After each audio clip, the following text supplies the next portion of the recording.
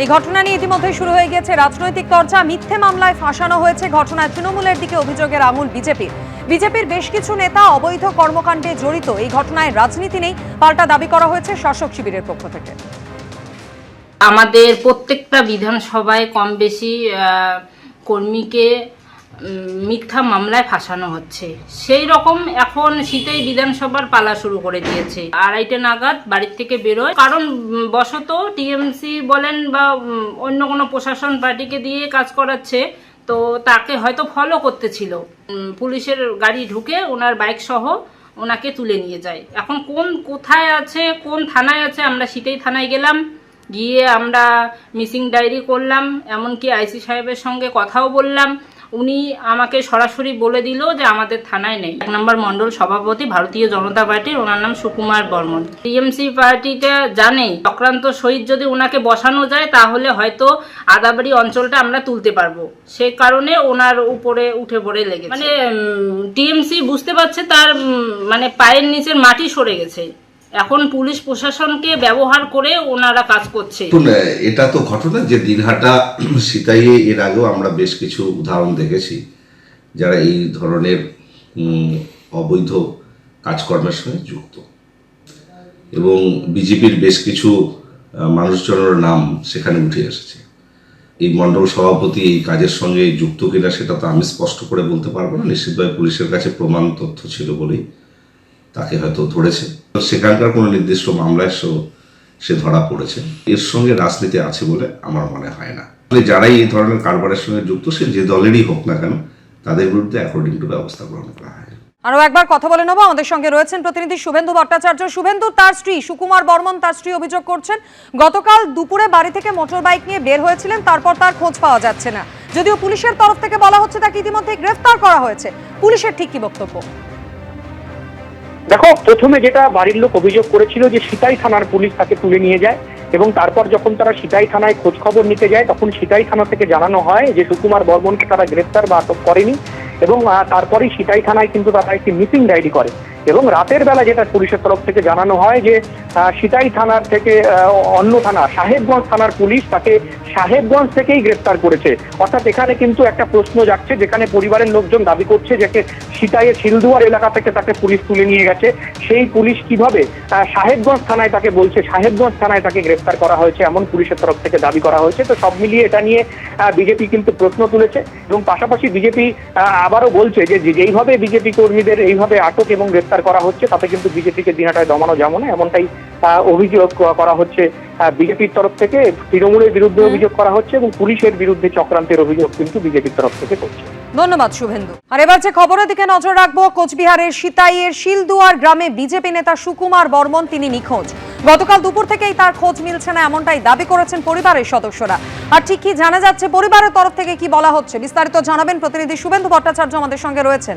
শুভেন্দু, দেখো, যেটা পরিবারের তরফ থেকে গতকাল অভিযোগ করা হয় যে সুকুমার বর্মন সিতাই 1 নম্বর মণ্ডলের বিজেপির সভাপতি, এবং গতকাল দুপুর থেকে সে বাইক নিয়ে বেরিয়েছিল, তারপর থেকেই নিখোঁজ। এবং পরিবারের যেটা দাবি ছিল যে পুলিশ তাকে সিতাই থেকে তুলে নিয়ে যায়। গতকাল বিকেলে তারা সিতাই থানায় যায় এবং সেখানে খোঁজ করতে গিয়ে দেখে যে সিতাই থানার পুলিশ তাদেরকে তাকে গ্রেফতার বা আটক করেনি। তারপর সিতাই থানায় তারা একটি মিসিং ডায়েরি করে, এবং পরে রাতে যেটা জানা যায় যে সাহেবগঞ্জ থানার পুলিশ তাই এই সুকুমার বর্মনকে গ্রেফতার করেছে একটি মাদক মামলায়। এবং তারপরে বিজেপির যেটা অভিযোগ করছে যে বিভিন্ন সময় দিনহাটা এবং সিতাইয়ে তাদের বিজেপির যারা নেতৃত্ব রয়েছে তাদেরকে মিথ্যে মামলায় তাদেরকে গ্রেফতার করা হচ্ছে। সম্প্রতি বিজেপি এর প্রতিবাদে কিন্তু দিনহাটা থানায় বিক্ষোভও দেখিয়েছিল, এবং তাদের দাবি যে বিধানসভা নির্বাচন যতই এগিয়ে আসছে ততই বিজেপি কর্মীদের ওপর এই তৃণমূলের নির্দেশে পুলিশ এই মিথ্যে মামলা ফাঁসিয়ে তাদেরকে গ্রেফতার করছে। এবং যদিও তৃণমূল পুরোপুরি অভিযোগ অস্বীকার করেছে, তাদের দাবি যে বিজেপির নেতা কর্মীরা সেখানে বিভিন্ন বেআইনি কার্যকলাপের সঙ্গে যুক্ত, সেক্ষেত্রে পুলিশ তাদের বিরুদ্ধে ব্যবস্থা নিয়েছে এবং আইনের মতন চলবে, এমনটাই তৃণমূলের পক্ষ থেকে দাবি করা হয়েছে। সব মিলিয়ে গতকালের ঘটনাকে কেন্দ্র করে দিনহাটায় কিন্তু চাঞ্চল্য ছড়িয়েছে, এবং বিজেপির যেটা অভিযোগ যে এর আগেও একাধিকবার তাদের এই নেতাদের যেভাবে গ্রেফতার করা হয়েছে, বিভিন্ন মামলায় ফাঁসিয়ে, বিশেষত মাদক মামলায় ফাঁসিয়ে গ্রেফতার করা হয়েছে বিধানসভা নির্বাচনের আগে, সেটা আরো বাড়ছে আজকের ঘটনা সেই প্রমাণ। এবং তারা বলছে যে এইভাবে চললে পরে কিন্তু দিনহাটা এবং যে সিতাই বিধানসভা বিভিন্ন এলাকায় বিজেপি কর্মীদেরকে একটা হতাশাজনক পরিস্থিতির মধ্যে ঠেলে দেওয়ার জন্য তৃণমূলের নির্দেশে পুলিশ এটা করছে, তবে সেইভাবে লাভবান হবে না। এবং দিনহাটা এবং সিতাই বিধানসভা কেন্দ্রে কিন্তু বিজেপি তাদের যে সংগঠন সেটা আরো বৃদ্ধি করবে, তাদেরকে ভয় দেখিয়ে কোনো লাভ হবে না। শুভেন্দু, তুমি আমাদের সঙ্গে থাকো। রাজনৈতিক চর্চা তো আমরা শুনবই, কিন্তু তার আগে নিখোঁজ বিজেপি নেতা সুকুমার বর্মন তার স্ত্রী কি জানিয়েছেন শোনাবো। আমার স্বামী তোলা উঠছে দেখি, পুলিশে তুলছি শিলডুবের স্কুলে পার হয়ে 2টা-2:30 দিকে। ও একজন ভারতীয় জনতা পার্টি করে মন্ডল সভাপতি। ও সাধারণভাবে সিম্পলভাবে বেরিয়েছে। ও পাড়াবাসী দেখে যে দেখার পর কয় যে ও কোথায়, আমি এখনো তো বাড়িচ্ছে বাড়ি থেকে। তার বলে যে ওকে পুলিশের গাড়ি তোলা হলো, যে ইয়ে করবি খবরা করবি। চলে আসছি পরের খবরে। কলকাতার কয়লা পাচার মামলার তদন্তে ফের একবার পুলিশ আধিকারিক মনোরঞ্জন মণ্ডলকে তলব করলো ইডি।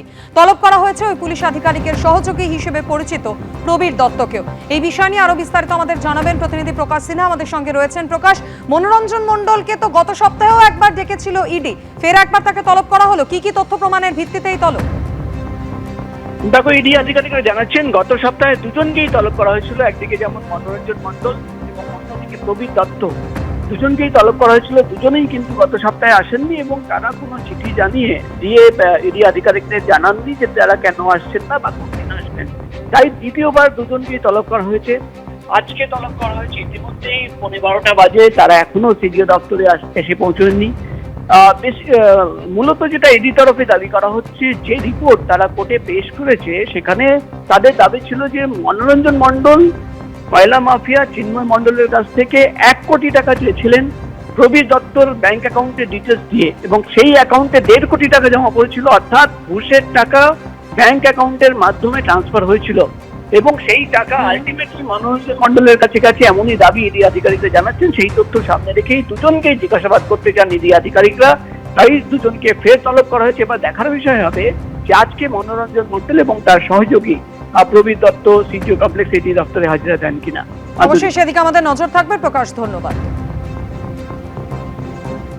গতকাল বাংলাদেশের সাধারণ নির্বাচন হয়েছে আর এই মুহূর্তে চলছে ভোট গণনা। এই মুহূর্তে ট্রেন্ড আপনাদের জানিয়ে রাখি, বাংলাদেশের ভোট গণনায় জামাতকে বহু পিছনে ফেলল বিএনপি জোট। 299 আসনের মধ্যে 201টিতে জয়ী হয়েছে বিএনপি জোট। প্রথম আলো সূত্রে এমনটাই খবর।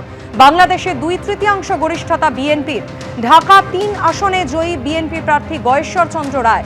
নিকটতম প্রতিদ্বন্দ্বী জামাতের প্রার্থীর চেয়ে গয়েশ্বর চন্দ্রের ভোটের ব্যবধান 16,000-এর বেশি। নির্বাচনে জয়ী 7 মহিলা প্রার্থী। 69টি আসনে জয়ী জামাত জোট। প্রথম আলো সূত্রে এই খবর পাওয়া যাচ্ছে। শেখ হাসিনার টানা 15 বছর শাসন শেষের প্রায় 1.5 বছর পর এবার কুর্সির পথে বিএনপি।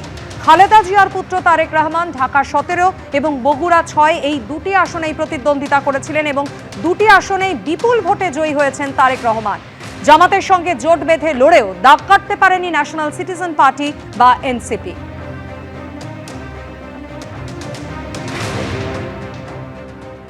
এবিপি আনন্দ, এগিয়ে থাকে, এগিয়ে রাখে।